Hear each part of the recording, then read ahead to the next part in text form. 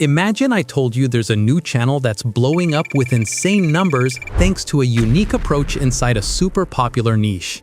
The channel I'm talking about is called Fallout Raccoon. It was created back in May 2015, but they only started uploading content 3 months ago. And here's the crazy part. With just 31 videos, they've already reached 65,000 subscribers, and several of their videos have pulled in hundreds of thousands of views. For example, one of their recent uploads from just 6 days ago has already passed 300,000 views.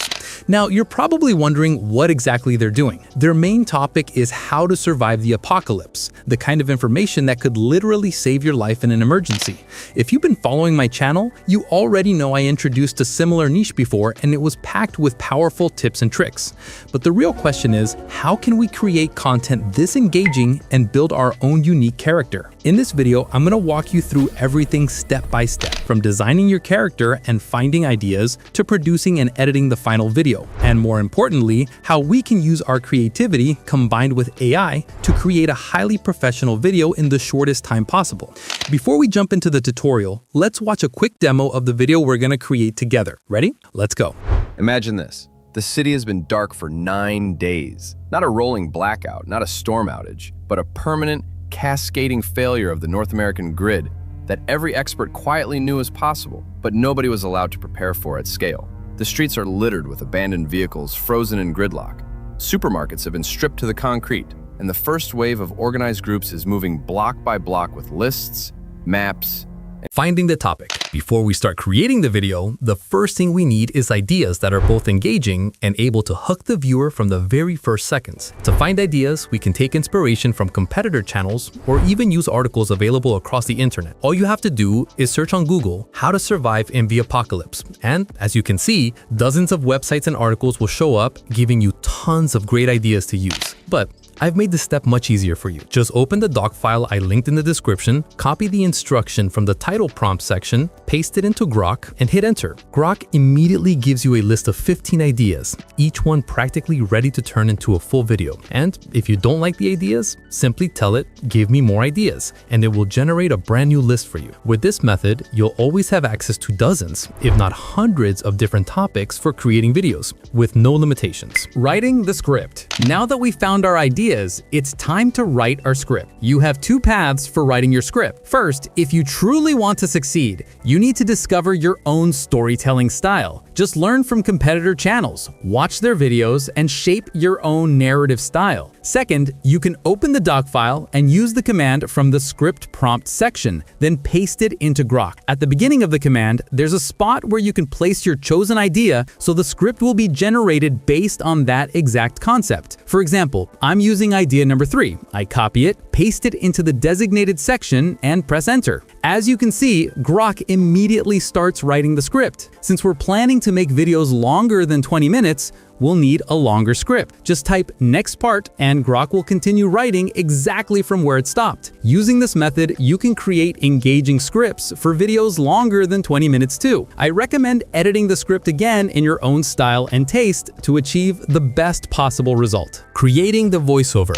The next step is creating the voiceover. My constant recommendation is that you always read the script yourself. It's the best thing you can do. But if for any reason you don't want to or can't do it, you can use AI to create professional voices. First, open your preferred text-to-speech generator. For this tutorial, I'm using 11 Labs. Just go to Google, search 11 Labs, and open the site. Then, log in using your Google account. On the new page, click the text-to-speech option to enter the voice creation section. Now go back to Grok and copy your script. To keep this tutorial short, I'm only copying a portion of the script and pasting it into 11 Labs. In the voices section, you can listen to different voices and choose whichever one matches the style of your videos. I personally choose the voice named Chris, and then I click generate to create the audio. As you can see, 11 Labs generates the audio in 2 versions. And in the end, you can listen to each one and easily download whichever you prefer. Creating images. Now we're getting to the exciting part of the process. And honestly, the most important step in this entire tutorial, creating images. The sample channel we looked at uses a fixed character for all their videos, which in their case is a raccoon. Since we don't want to copy the sample channel, we first need to create our own unique character. Just open the docs file, copy the character prompt, and then go to Google and search for Whisk, which is currently the best and most reliable tool for generating consistent character. Open the link, click on Enter Tool, paste your prompt, set the size to YouTube format, and hit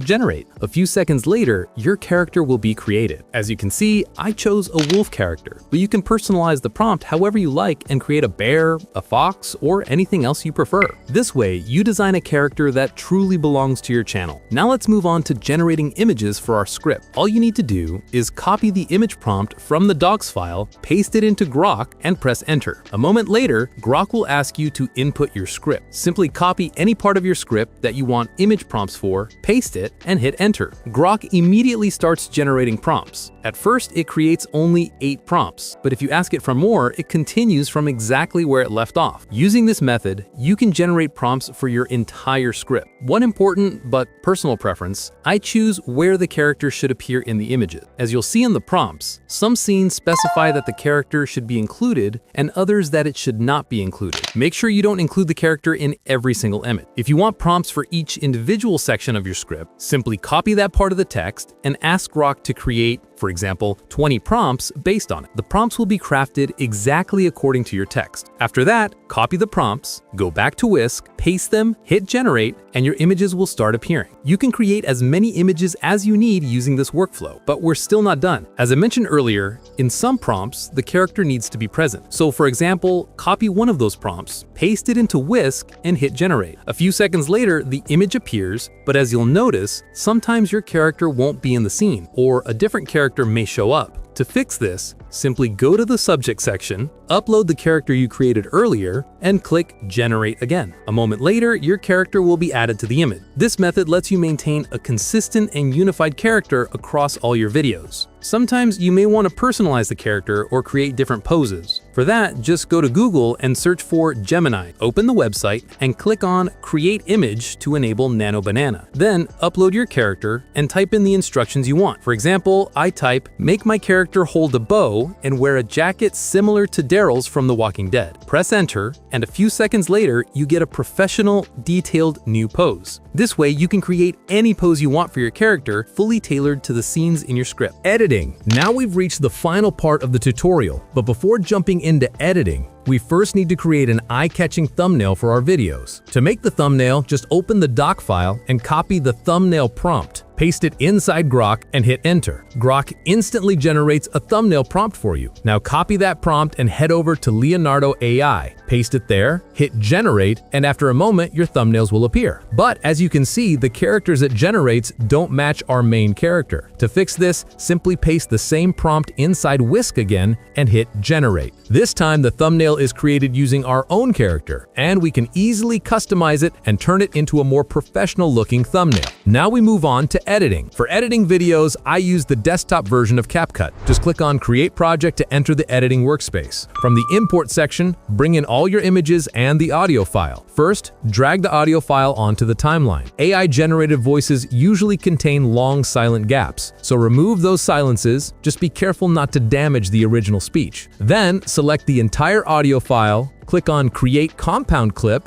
and it will merge into a single clean audio track. Next, it's time to add the images to the timeline. Try to keep the visuals synchronized with the narration and show images that match what the voiceover is talking about. In this tutorial, things might not be perfectly aligned because I'm mainly demonstrating the workflow. After adding all the images, we move on to adding overlays. You can download this overlay from Pixabay. Just search for Glow White Overlay and you'll get plenty of options. Or you can use the snow effect inside CapCut. This part is completely stylistic and you can make your video more appealing using your own creativity. The next step is keyframes. To make the video more visually pleasing, click on the first image and add a keyframe. Move the timeline cursor to the end of the same image and slightly increase the scale to create a smooth and subtle zoom effect. Repeat this for all images. Now it's time for subtitles. From the caption section, click Generate to automatically create subtitles. It may take a little time, but eventually the subtitles appear. Make sure to check them carefully to fix any typos or errors. Then, from the template section,